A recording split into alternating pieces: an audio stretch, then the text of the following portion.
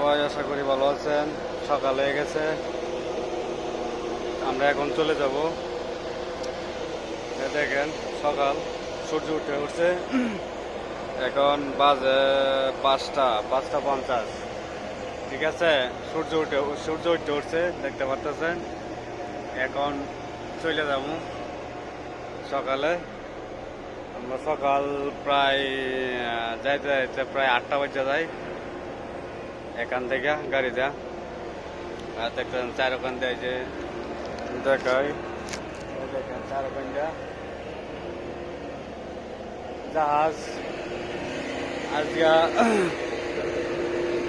দেখতে পাচ্ছেন। সাগরে আজকে নাই, ঢেউ নাই, কারণ আজকে নাই, জোয়ার নাই সাগরে, বাতাস কম। এই মাস গেলে হয়তো ঠান্ডা পড়ে যাবো হালকা হালকা, তখন কাজ করতে হয়তো আরাম লাগবে।